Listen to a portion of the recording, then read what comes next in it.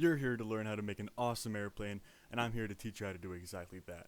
Showing me a crummy airplane is like showing Gordon Ramsay uncooked rice without any lamb sauce. So, not a good idea. All you're gonna need is a pair of scissors, piece of paper, and a good old table from IKEA. And we're gonna get started by folding this top edge over to the left to make a square. Go ahead and crease that. We're gonna cut off the excess rectangle because we don't need that for this airplane.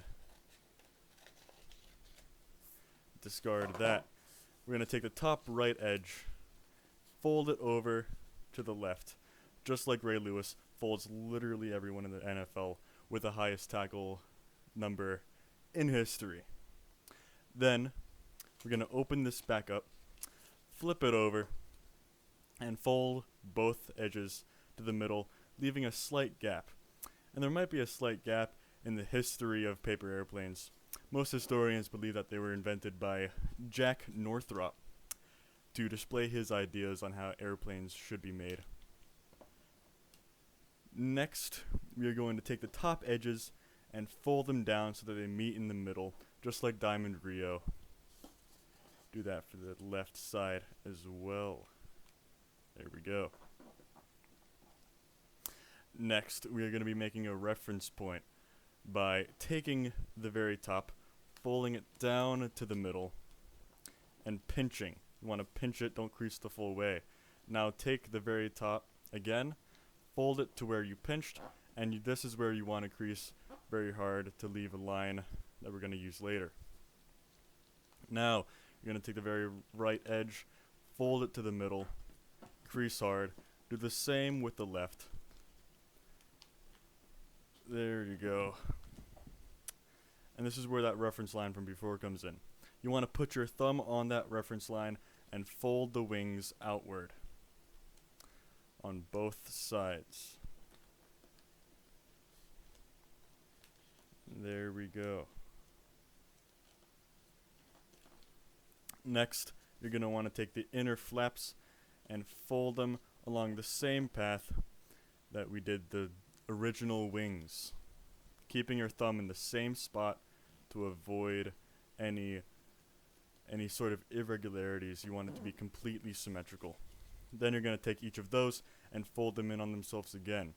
And be sure to take your time with these folds. It's okay to just make sure you're doing it right, because who knows, maybe with some practice you're going to beat some records yourself. I mean, the distance record is only 29.2 seconds. That should be pretty easy to take out. Next, you're going to be doing what's called a jet fold. So take your thumb and point it at where all those points meet. Take your pointer finger right above to hold it like that. You're going to fold it down and then pinch. Pinch the sides together to create this shape right here. Once you have that, flatten all of it. The flatter it is, the easier it's going to be to continue. Next, you're going to want to open it back up and take the very top piece of paper, folding it upwards. Going to want to create a 90-degree angle with the bottom triangle, having a little bit of a crimple there. So it looks like this. So now you can take this top piece and fold it so that the hypotenuse goes down to the bottom edge. Flip it over.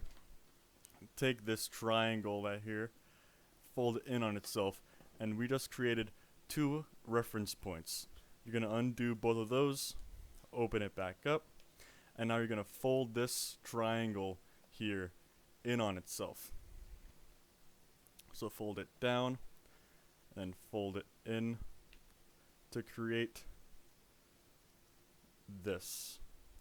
Next, you're going to push this inward, again using these reference points from earlier, to create two fins. So now you have these, and you're going to put it back down, and now you can fold the wings up. And they aren't the biggest wings. The biggest were actually made in Germany by a couple of college students, and those ended up being 59.7 feet long. Yeah. Now you're going to take the bottom triangle and fold this right edge here up to the top. and crease that edge. Now take the top and fold it back down to the right edge so that you're left with this overhang here. Now you're going to take this overhang and put it up wrapped into the wing so that you have a grip to hold the throw on. Now, symmetry really helps a plane fly straight, you know? So we're going to take the bottom on the other side and fold it in as well. This is going to make the bottom really thick. It's going to make the center of mass down low, and it's going to help propel this airplane forward. And you're going to flatten the wings back down so they're parallel. So there you go. Now you have a finished airplane that even Joe Ayoub would be proud of. And he broke the distance record back in 2012 with 226 feet 10 inches. You might not get that far, but I'm pretty sure you'll be able to get close.